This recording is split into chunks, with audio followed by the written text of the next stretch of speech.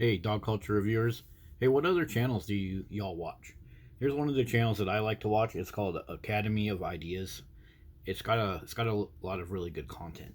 But in this video, it talks about cognitive dissonance and how that creates pain and discomfort. And this reminds me a lot of people in the dog culture world. They're constantly needing that relief from their dog, like petting it, touching it, getting puppy kisses, and it really doesn't go anywhere. It doesn't provide them long-term relief. And so, the cognitive dissonance that it talks about in this video, it provides a discomfort. And a lot of people have cognitive dissonance with their dog. They know there's issues, but it's hard for them to talk about it in modern society because they'll get pushed away and belittled. But they do have regrets, and all you got to do is go into a forum like this right here, Reddit. There are so many groups and posts about people that regret their dog, but they have to keep up this love, this like, oh, I love him, but they regret it. All kinds of all kinds of stuff. And Reddit is a good place to read some of these conversations. The reason is Reddit is not kind of like Facebook or Instagram. It's not all about like showing pictures and look at me, I'm good. It's more about like conversation and reading. So this is where people go so they don't get belittled for saying, "Hey, I regret getting my dog." And this video called "Why Lying to Yourself is Ruining Your Life." The stuff they talk about in this video reminds me of dog owners and how adversarial they are. If you try to talk to them about, well, why are you allowing your son to get two more dogs? I thought he wanted to go to community college. How is he going to take care of those dogs? They will say, yeah, that's so true. I told him that. We don't need that many dogs in our house.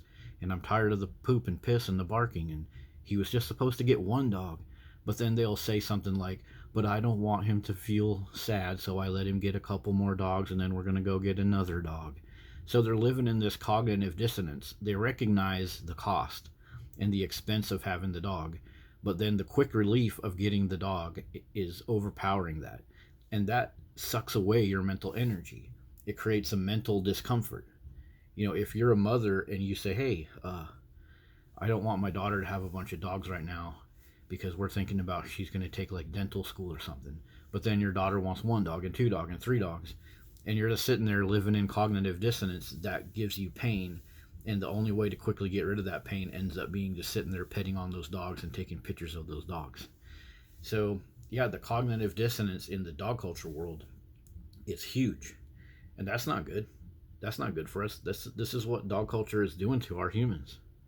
So here's a little quote from the video. It says, take a boy who goes along with a group of his fellow 7th graders who are taunting and bullying a weaker kid who did them no harm. The boy likes being part of the gang, but his heart really isn't in the bullying. Later he feels some dissonance about what he did. How can a decent kid like me, he wonders, have done such a cruel thing to a nice innocent little kid like him? Yeah, that exists in the dog culture too. We see all of these dog attacks all over the place. And when we talk to a person that's deep in the dog culture that believes their dog is a precious, perfect baby, they will sit there and blame the children. Oh, the kid must have got killed and maimed because he was playing too hard and he was acting weird. He must have triggered the dog. They know in their heart that these kids should not be ripped up by these dogs, but they have to live this whole thing and be part of the group. They don't want to say nothing bad about dogs because they've been posting up all these dog memes all their life. They don't want to say anything bad about dogs because all the dog lovers on their Facebook page might not give them the heart. And so that's kind of like what goes on with this bullying. Dog culture is very much the same. We see people get hurt by dogs, chased down by dogs. Dogs cause all kinds of house fires, insurance costs, etc., etc. And then we just sit back and be like, well, oh, something must have else been the problem, not the dog. Oh, the owner did this, blah blah blah. When it's the dog bullying people, biting people, barking at people, household dogs biting people all the time, and we sit there and we enjoy the bullying because we want to be part of this cool dog love. When deep in our heart we know that is wrong. And so this is another example of the cognitive dissonance that exists within the dog culture. It's a forced cognitive dissonance where we know something isn't right, but we're going to sit here and be like, well, I want to be part of the group, whatever. I'm not going to, even like with husbands and wives. Go on Reddit and keyword search that. It'll be a husband that gets more dogs, but the wife doesn't want to say anything even though she's tired of being ignored. She's tired of having to go sleep on the couch and handle her own business as far as sex and affection because the husband got another dog, but she doesn't want to say anything.